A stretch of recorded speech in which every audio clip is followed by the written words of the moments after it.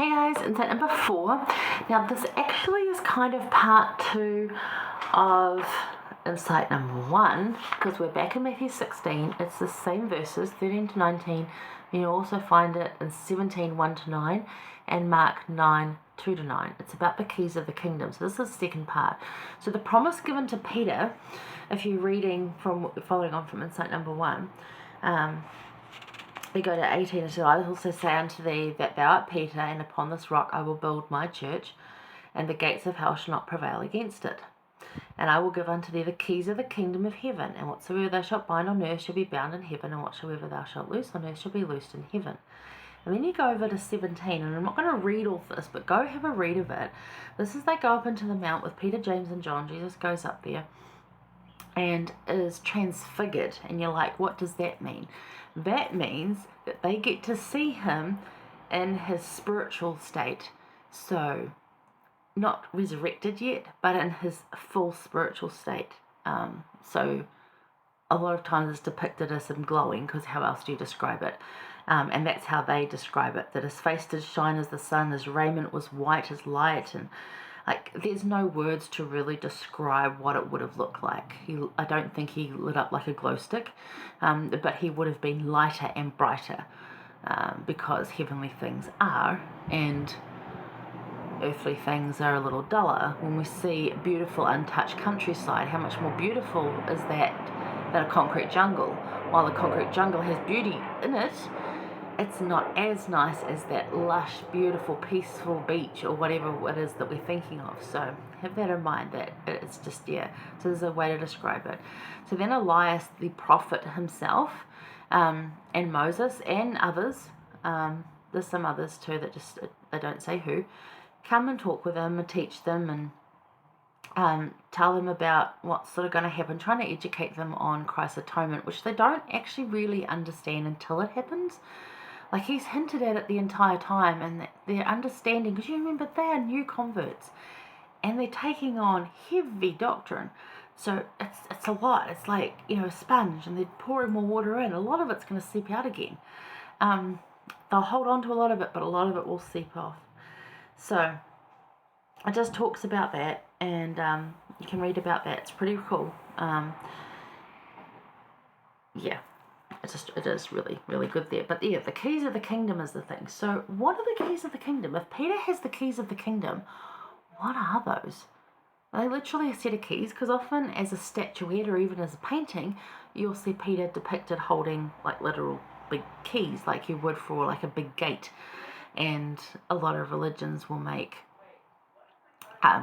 jokes, some quite unrespectful, but a lot very respectful, just kidding, and Peter as the gates of heaven, although heaven doesn't actually literally have gates like we imagine it, with these keys to unlock them and let you in if you've been good. Some churches use that, whereas we know everyone gets into heaven. It's just where in heaven you're going to reside. So these keys are actually priesthood keys. And what are priesthood keys? What are they? When you get set aside to hold the priesthood, did they literally give you, here's a key cut just for you to, what is it? So what does a key do? Think about that. What does a key do? It unlocks something. So this is a metaphorical key. It's not an actual key. It's a authoritative key that you hold that allows you to unlock priesthood ordinance blessings and be able to do those things. So you have different priesthood keys. For example, if you're a stake patriarch, they have the keys for patriarchal blessings, which is a whole different priesthood thing. That's one of the things that you never get released from. If you have the keys of a bishop, it's another thing. You will always be a bishop in Israel, and you'll have those keys or those things to unlock the things you need to do for the members of your area. And you will always be a bishop, even though you won't be serving, in which case you don't have the keys at that time, but they still are with you. You were given that.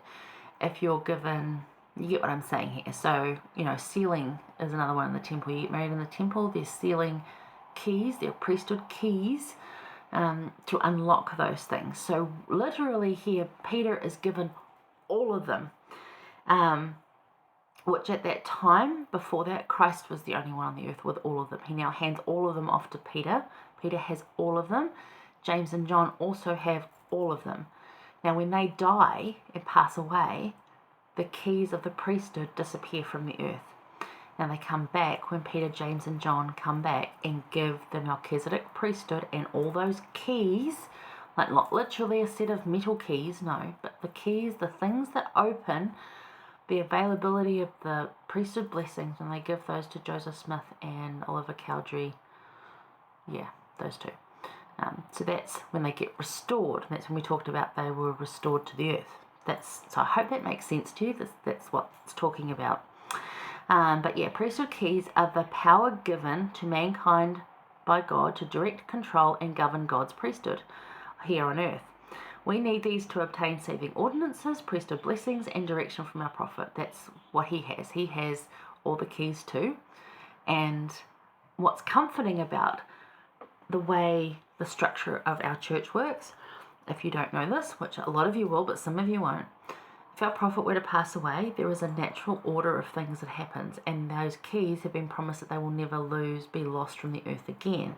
One of the reasons that is because there's not just one person holding them.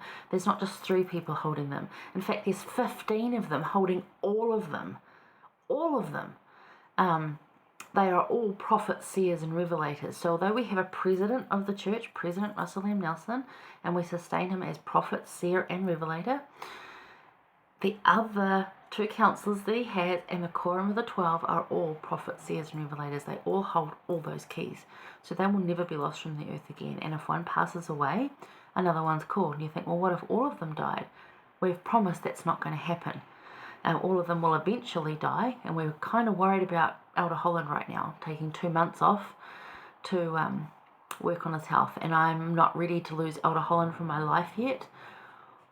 Although, as I watch President Ballard, President Eyring, President Oakes, President Nelson, I actually feel President Nelson's probably the healthiest of them all, but a lot of those senior apostles, Elder Holland, and I look at them and I'm like, I don't know how much longer they've got, and we really need to listen to what they have to say. It's really, really important to hear what they've got to teach us, because their knowledge of the time they have existed and their relationship with God will be gone soon. I don't know when.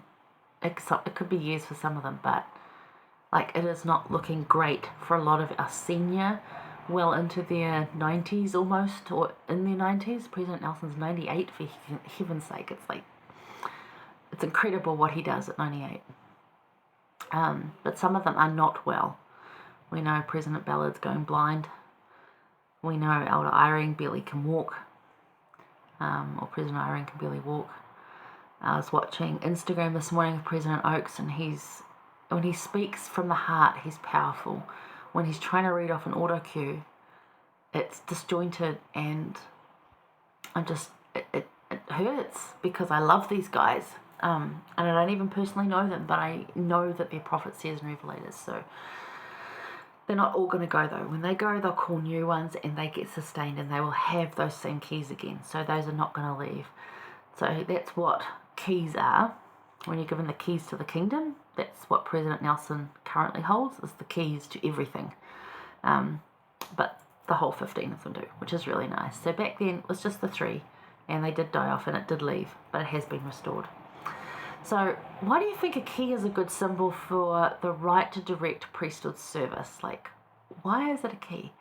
To me, it's because you need a key to get in and to unlock and to open up. And I think those are all really good words to look at priesthood ordinance blessings, to get in, unlock, and open up. So that's why I like it. But why do you think it's a good symbol? What about a key being a symbol to these priesthood ordinances and the right to use God's priesthood here on earth? Why does that stick for you? Let me know. Drop it, comments. There you go. All right. Bonnie L. Oscarson, she was the Young Women's President in 2014. She said, "We can all enjoy the full blessings of priesthood power through keeping the covenants we have made at baptism and in the temple." It would seem like a simple sentence there, but that is as simple as it is. We can enjoy the full blessings of priesthood power through keeping the covenants we made at baptism and in the temple, and we can do that because we have priesthood keys. So thank you to Peter, who carried them, who shared them, and who came back to make sure we all get to enjoy them now. If that was the only thing he'd done, we're eternally grateful, and we know he did a whole lot more. So, very grateful. Again, Peter, a lot to learn from him. Really watch him in his relationship with Christ. He speaks up a lot. He's not one to hold back. He's bold and courageous, and just so much we can learn from him. So that's a figure I'm really focusing on, because previously, I focus on Christ, absolutely, 100%.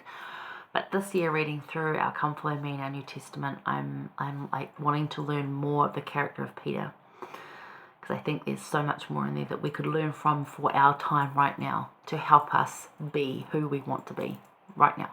So that's what I'm doing. Anyway, hang around. The last one's on mustard seed faith, and it's a good one. I'll see you there.